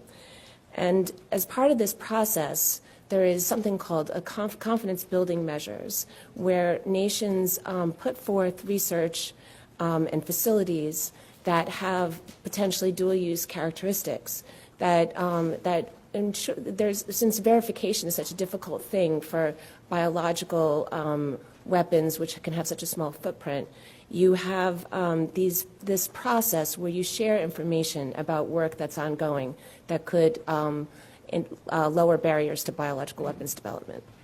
So classified research is permitted, of course. There is classified research in biology, but it is controversial, particularly when it becomes revealed in dramatic fashion. There's also the UN Security Resolution 1540, which is not as important to you, but it's just for completeness, nations agree that they will do what they can to prevent non-state actors from misusing biological materials as well as other WMDs. So on the domestic side, the most important thing for you to be concerned about is the National Security Decision Directive 189, which came about in 1985. And it was focused on Eastern Bloc, Soviet Union, taking science and technology advances put forth by the United States, S&T enterprise, and using it for their benefit. Is this really lowering barriers to biological weapons? Actually, that's what the focus of the Jason's report is. Okay. And because the question of collaborating with scientists from other countries and whether the security and economic implications. And they basically said, there are these problems where the research is misused for economic benefit or, taken. The NSDD 189 came directly out of a National Academies of Science report, and they came very much on the side of openness in this report, saying that what the United States should do, what the larger security benefit to the United States would be, is to have security by accomplishment, to have a robust, vibrant research enterprise that was based on openness and good scientific principles. And that the benefits to security for the U.S. were greater in that openness and embracing the research enterprise. Again, there are places for classified research. The classified research is done in many different places in the U.S. I mentioned NBAC as one example where threat characterization research is done that's fueled by intelligence considerations and to better characterize the biological threats that we may face. On the right there is part of the World Health Assembly, which is the governing body of the WHO. After there were some SARS laboratory accidents, they came out with this ruling basically encouraging nations to beef up their lab safety. I will also add one of the things about the process is this only applies to federally funded research. University-funded research does not fall under the current framework. What vulnerabilities exist there? Finally, there's a number of things in question. Maybe this is its own framework, who the researchers are, the urgency of the threat and what the research is trying to address, the danger that the information could be applied toward a biological weapon. All of these factors will influence whether something is funded or not, and different times may lead to a different conclusion at the end of it. I always thought it was interesting that the sequencing and subsequent synthesis of the 1918 flu virus, it wasn't as controversial as some other synthesis experiments, I think because at that time there was a lot more concern about flu and there was a lot more acceptance that this research needed to be done. The origin of the NSABB came from a reaction to the Fink report. It was done in 2003. I forget the title of that one too, but it's usually referred to as the Fink report, which outlined biological research in an age of terrorism. Thank you, Carrie. And it had these 7 categories of dangerous work that could potentially be used in a terrorist event or by bad people, and they called them the 7 deadly sins, if you may recall. The problem with the report, as was seen, I was at the White House at the time, that was seen by us was not that it didn't outline the dangers, but it might have restricted research. The intention was to allow a deliberative process to make sure that some of those 7 deadly sins, which were quite marginal and are used, some of those techniques are used all the time in order to create beneficial products and countermeasures in vaccines and drugs, were not stopped. So it actually started off as an enabling group, not as a restrictive group. But I say that mainly as background because too often I think people look at groups like this as how can science be restricted? How is the government getting involved in our affairs? How are they stopping me doing good science? And that was not the original intent, and I don't think it needs to be the intent of this group in any way. In 1977, the influenza virus that circulated that year was definitely not natural because it was identical to a virus that came about in the 1950s, and there's a lot of debate and previous gain-of-function discussions of what was how that came to be, and in that paper we go through some of the different scenarios and come down on probably it was the result of a vaccine trial that went very seriously awry. So there's one aspect of it is these are things that have to do with defense and they should, but there's another aspect of it that I believe is that is related, and it's related to this merging of basic academic research and the private sector. Right. And so CUI also applies to if you're a company and you are going to make a product someday and make a profit, CUI also applies to that. And so I don't really have a question, but there's this merging of academia with the private sector. During the Ebola outbreak, there was about an 8 to 10% drop in the market. It then quickly recovered. I wanted to give you good news. There are winners out there, right? So if you want to be prepared and make money in the next pandemic, if that's what you want to do, buy stock in hazmat suit makers and protective clothing or companies that make antiviral drugs for that particular pandemic. You'll probably do pretty well. There are actually mutual funds for pandemic preparedness. You can bet on anything in this country. A lot of the claims about the benefit of this work relate to its value to vaccine development. But typically over the last 8 years, we've had very few, if any, vaccine developers at these meetings are taking a position.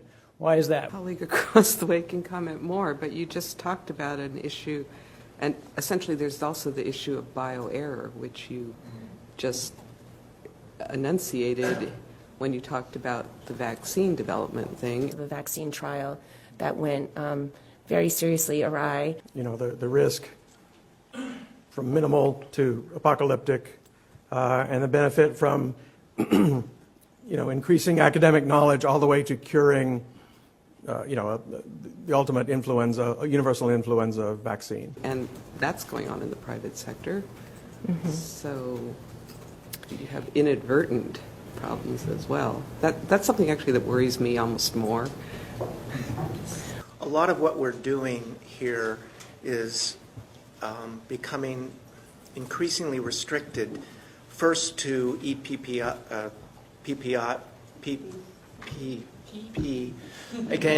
PPP, which is quite restricted, and then U.S. government funded, which is now becoming a smaller and smaller percentage of the amount of funding that's going into biotechnology research. Given all of that, do you have any comments on that part of it? The fact that no matter what we do here may be increasingly irrelevant? We're coming up with a set of ways, oversight to look for dual use, right, whereas the private sector has no reason to adopt any of our recommendations if they're not taking money from the U.S. government, and not to mention foreign actors. And also, you mentioned the horsepox virus, and the investigator there was in Calgary in Canada. And therefore, they're privately funded, so none of our regulations apply. It's nothing's ever eradicated as long as you have the sequence, right?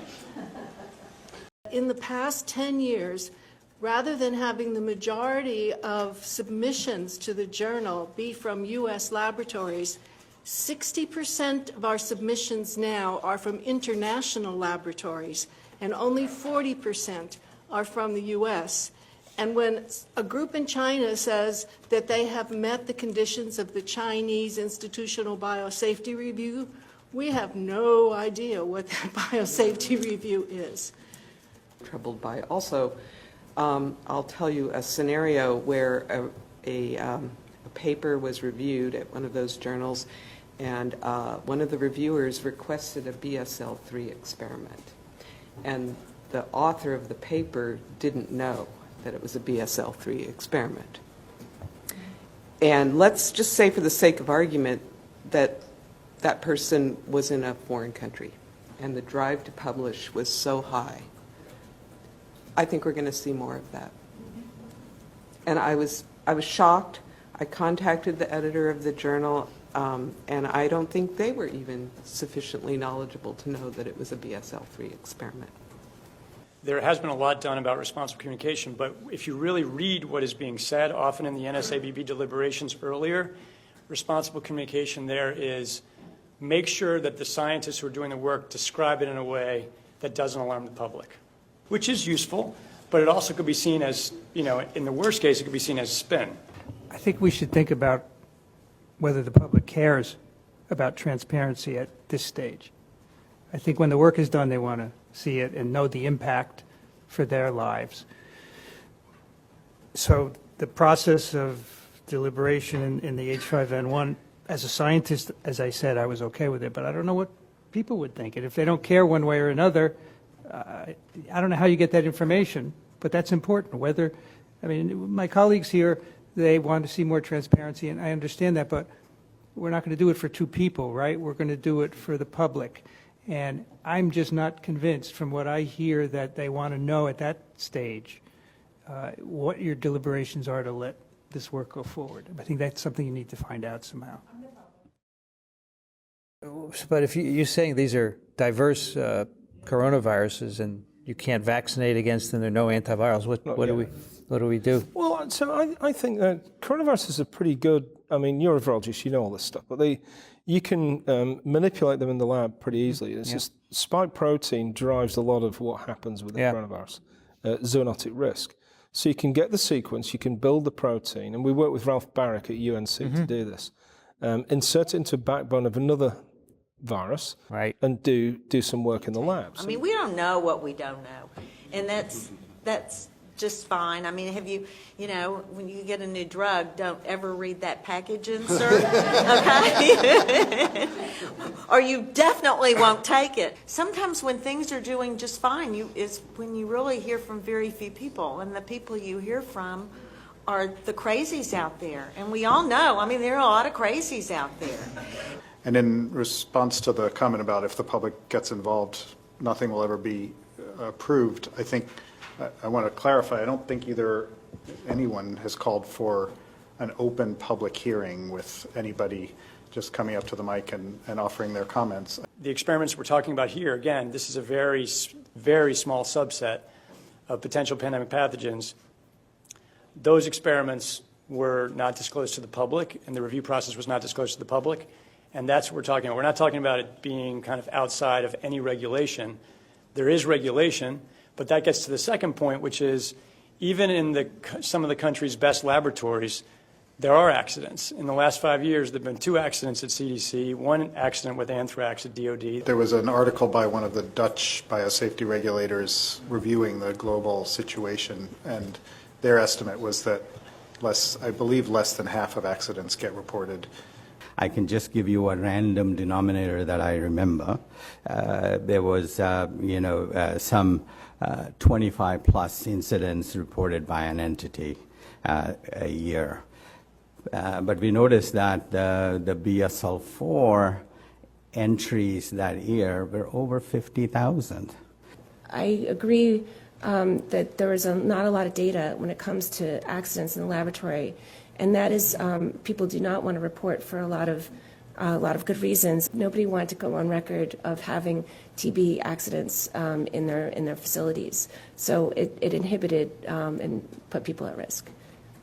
The 1 in 1,000 or 1 in 10,000 chance of infecting thousands or millions of people is a really bad thing, which no human ethics board would ever say was acceptable. It's just that this is not regulated by human ethics boards.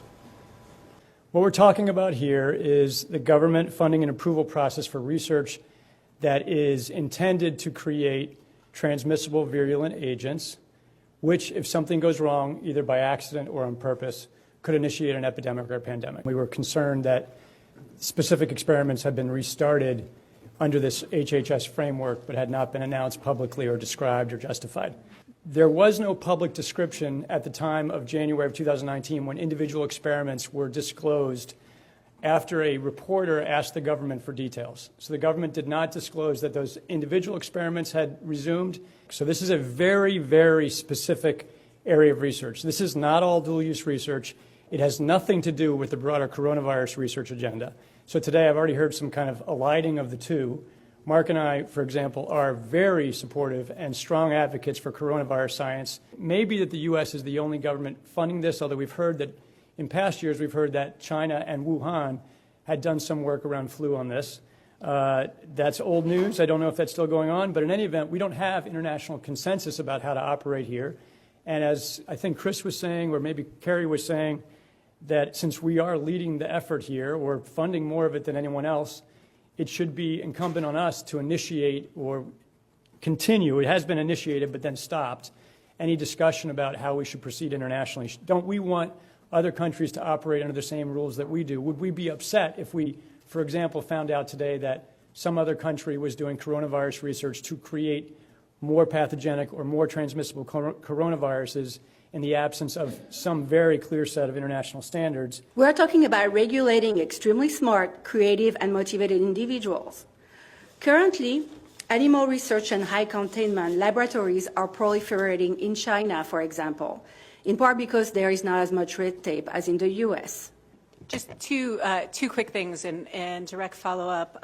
To your point, Jim, worth reiterating that the OSTP policy guidance essentially directed departments and agencies to come up with a review process. HHS was the first out of the gates, and that's the sort of review process that Chris is describing, which applies only to HHS-funded work. Other departments and agencies would have to speak to their own sort of review processes. To the best of my knowledge, I don't know of any that are in place, and I strongly suspect, at least at the time we were having these discussions, that was because this work was solely being funded by HHS. But the actual proposals are all NIH or all NIH and NSF, or is it just? Today it's all been NIH. All NIH, yeah, that's what I saw. Who chairs the group? Can you say that? And then is there a higher level authority that approves the committee's recommendation? So I chair the committee. The decisions go, there's a letter that's signed out from NIH that ultimately goes to OSTP. Those people are identified. So Dr. Drogemeyer at OSTP is the ultimate signatory. The first two, Tony Fauci at NIAID, signed the letter to Dr. Drogemeyer. I suspect part of Tony Fauci's expertise is he has mastered a lot of those technical issues, so he knows how to explain those things as well as staying within the boundaries. But as you suggested, the scientists, somebody who toes that line will then be undermined by the sloppy handling of the political decision making. As I understand it, is following what's going on in China. They tried to do a bit more open job than with SARS, but they didn't, and then it got chaotic. How do we know that any gain-of-function research or something that could be interpreted actually gets into the P3 NIH process?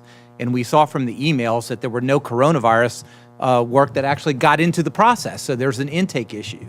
How it does the P3 framework, it's my understanding it's an oversight board that is there to decide if you are in fact going to fund any gain-of-function research. Is that right?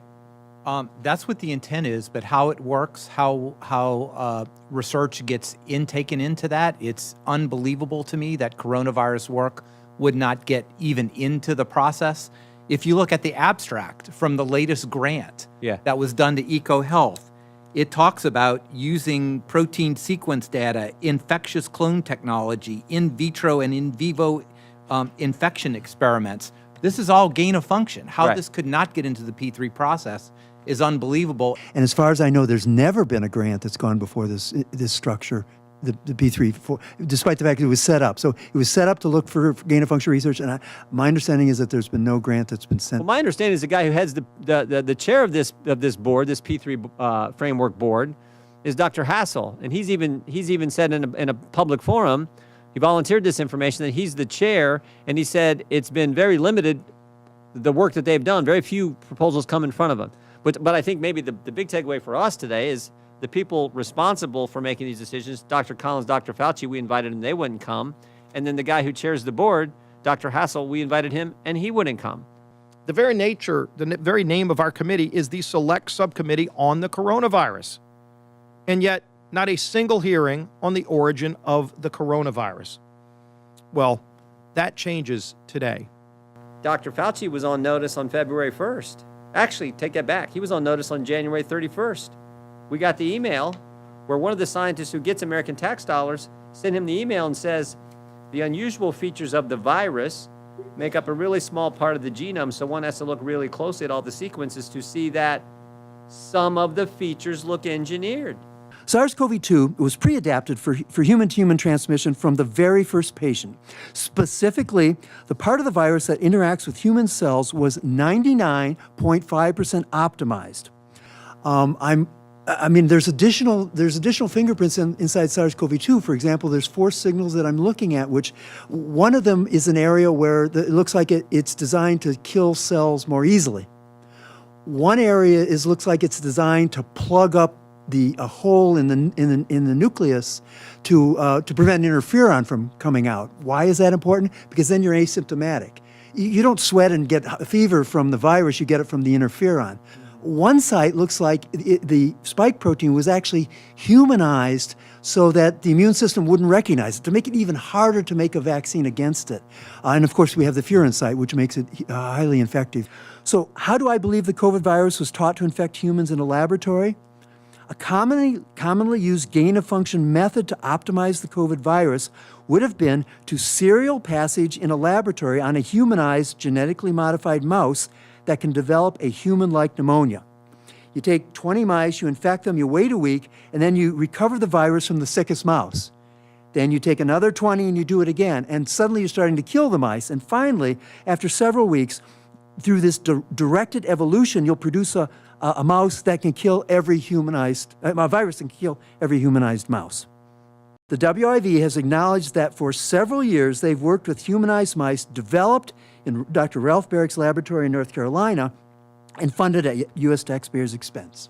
Between 2015 and 2018, I don't remember the exact year, but they published papers on playing around with ORF7, changing it to see how the interferon response was. And I think they had like 3 or 4 different, high interferon, low interferon, no interferon, and this was done in another backbone, but they did that work. They did suppression of the antigens on the spike protein. They did ORF8 to show who they could kill and who they couldn't in other viruses, and so all these pieces are in SARS-CoV-2 as well. There was a paper in February of 2020, 30 scientists from Switzerland, they're probably all under 30 in their tennis shoes, and using kitchen equipment, not BSA 2, 3, or 4, kitchen equipment, they were able to order the pieces of SARS-CoV-2 from a supply company, 8 different pieces, and in baker's yeast, you know, the stuff you use in your kitchen to make French dough bread on Saturdays, they were able to recover, they were able to put these 8 pieces together inside the sourdough yeast and get it to express SARS-CoV-2. So that scares you a little bit, and then you look at how many times that has been downloaded, and that paper has been downloaded 118,000 times. But this war, we need to do something to stop the war of the future in synthetic biology and gain-of-function technology, because it could kill every one of us. There's much worse types of diseases that could be manufactured, something called a prion that our doctor can tell you about. It causes Alzheimer's and Lewy body dementia. There's no way to stop it. So some terrorists, we've seen Al-Qaeda research this. So there's so many things that could get worse. There are three things about this spike protein that we're going to look at that tell us where it came from.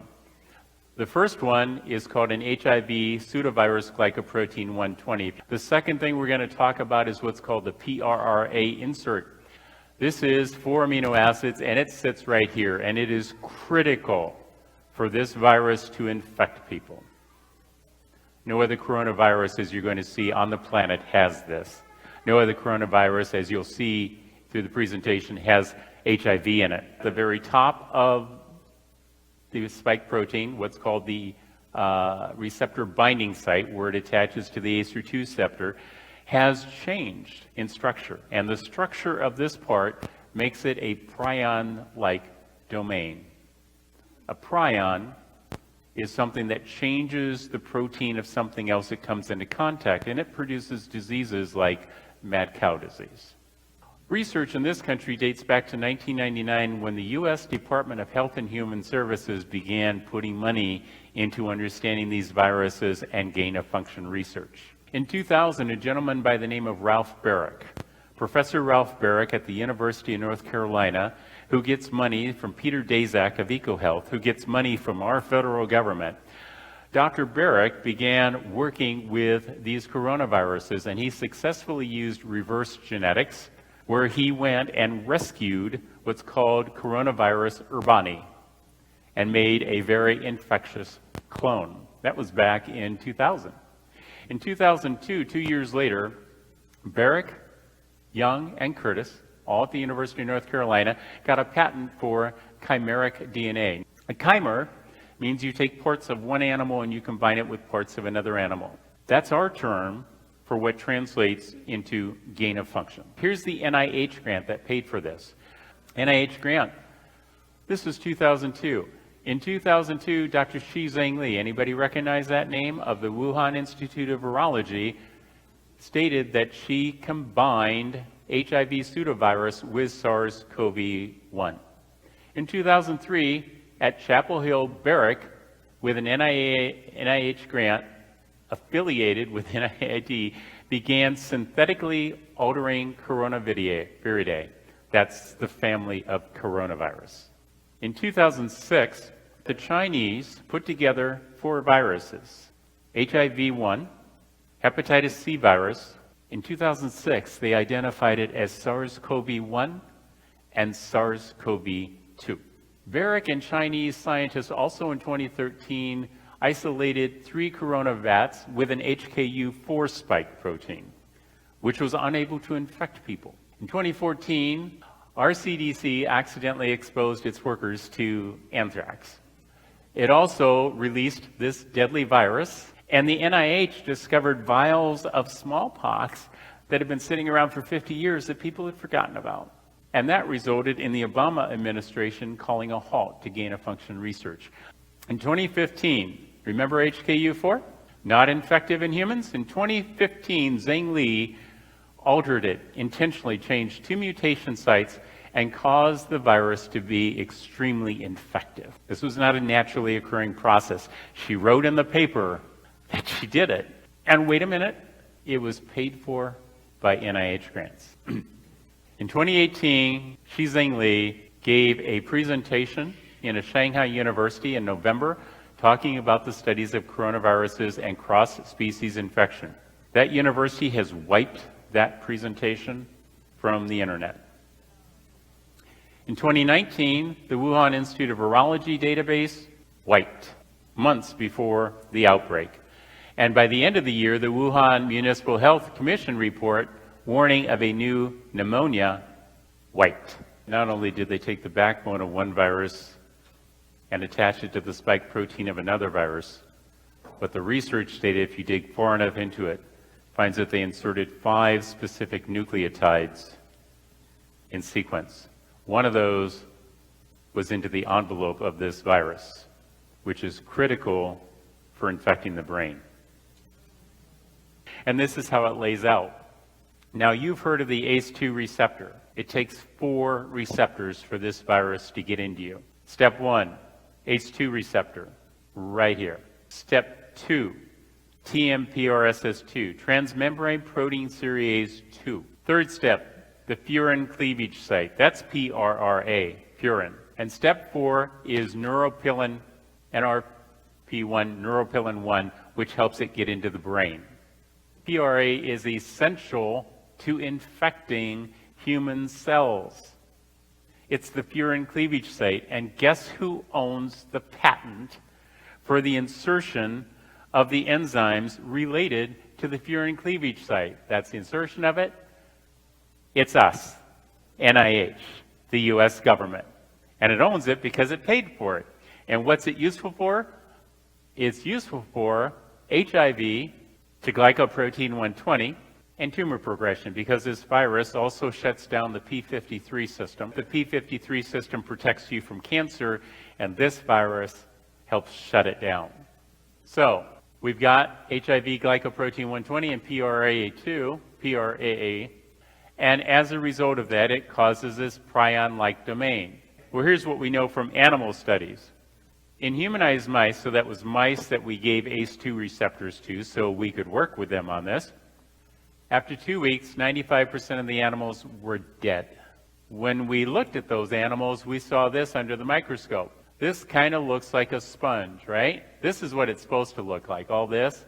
But this is what happens, and this looks like a sponge, and it's in the brain. So in medicine and science, we call that spongiform encephalopathy. And the general public calls this mad cow disease. We also know in rhesus macaque monkeys, because those are the closest thing to us to use as a model to see what will happen to us, that in 5 to 6 weeks, when the animals were sacrificed, this part of their brain was infected with the spike protein. And when we looked at their brains, we saw inflammatory cells, and we saw Lewy bodies. That's Alzheimer's disease and other neurologic diseases. These animals didn't have this before they were exposed. This is the result of the spike protein crossing the blood-brain barrier, which is exquisitely good at, and getting to its target.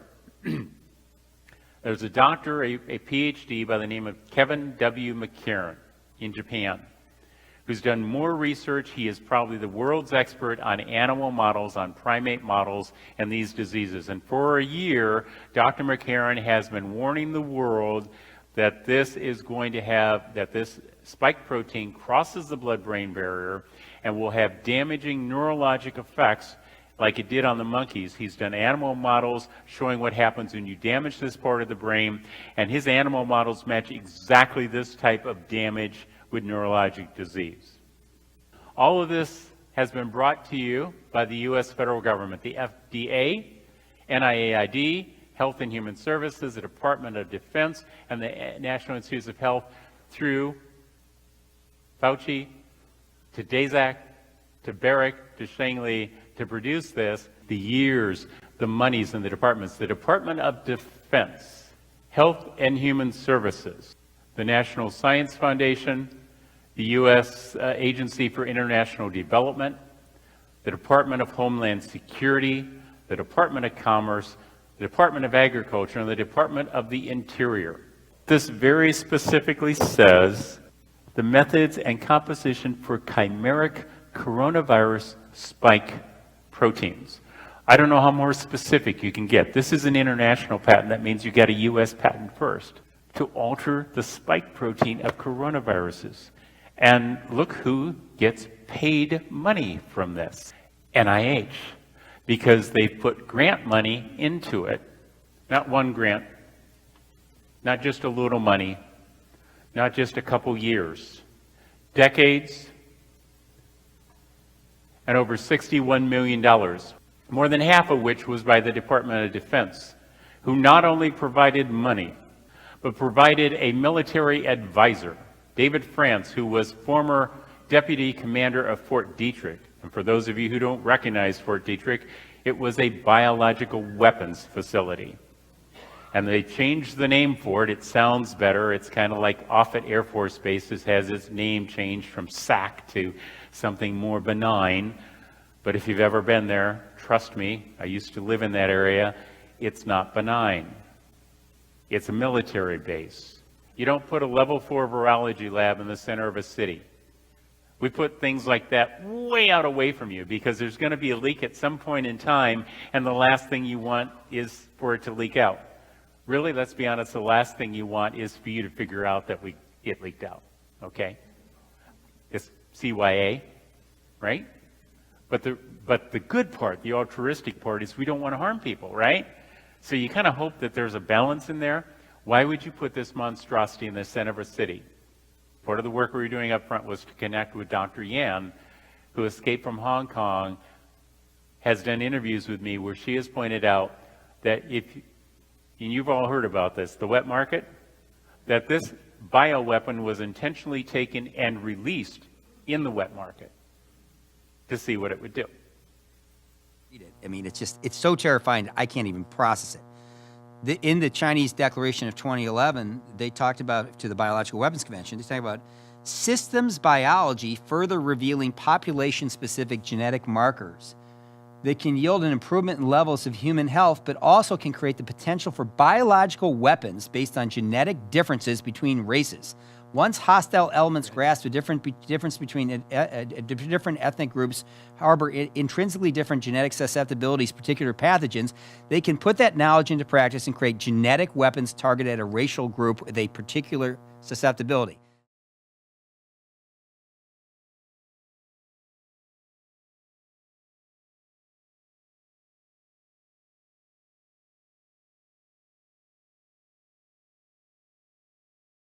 Study of systems biology in the body can also create the potential for biological weapons based on genetic differences between races, end quote.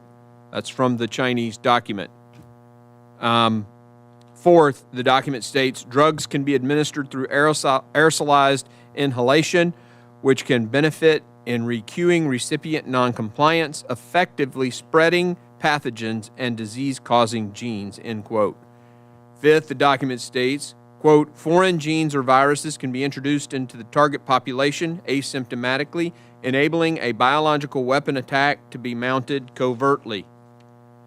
Almost every troubling aspect of COVID-19 is discussed in this very document. Dr. Asher, do you believe that China has a biological weapons program? And if so, what is the percentage of the chance that this virus was designed as a biological weapon? Well, China does have a biological weapons program. It does involve synthetic biology and gain-of-function technologies, which is why it was particularly distressing to learn that we were providing material aid through financial assistance, scientific knowledge transfer, as well as just complicity. A further concern has recently come to light that the Chinese Communist Party demanded that the NIH delete the early sequences of COVID-19 cases from their database. The Chinese Communist Party demanded that the NIH delete the early sequences of COVID-19 cases from their database.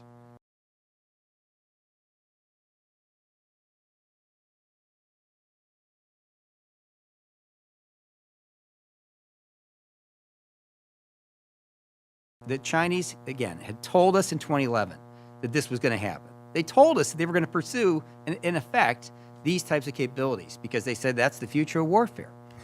Well, today we at state and other government agencies, including commerce, know this.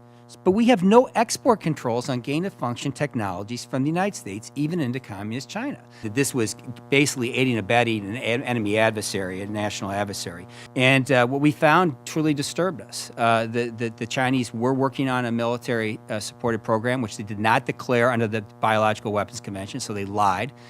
It involved coronaviruses, which they said they weren't working on at the Wuhan Institute in their declarations to the Biological Weapons Convention. Mysteriously, at the same year in 2016-2017 period, that they stopped declaring coronavirus research as occurring at the Wuhan Institute, they kicked off the classified research with the PLA, the People's Liberation Army. In terms of creating this pathogen, I think that the chances are that they were working on it and it was funded by the military. I'm very confident in that.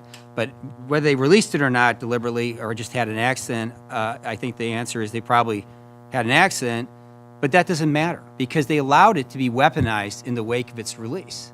As Representative Scalise said, this is the Chernobyl of virus research, and it should underscore the need for increased scrutiny of gain-of-function research anywhere in the world. But I do want to raise another dirty little secret that really needs to be looked at by Congress, and that those export controls should also include Americans' DNA sequences. This is a really vital piece. In general, even the NIH often exports gene sequencing for many of our people to China. China absolutely keeps databases on what in our genes, what are our susceptibilities, is there a possibility of ethnic weapons? However, China does not allow any sequences of Chinese out of their country. There's a reason for that. So if you go on the internet and want to do, you can do DNA tests for almost anything on the internet as a consumer, and you don't even need, a doctor to sign. And you do a scrape, you do a spit. The specimen will very often go to a laboratory here, but then it gets shipped to BGI, which Dr. Asher will say bought more Illumina sequencing machines than any place in the world, and so they will do the sequence there, and they'll send it back to the company. But guess what? They'll keep a copy. The Biological Weapons Convention has been violated.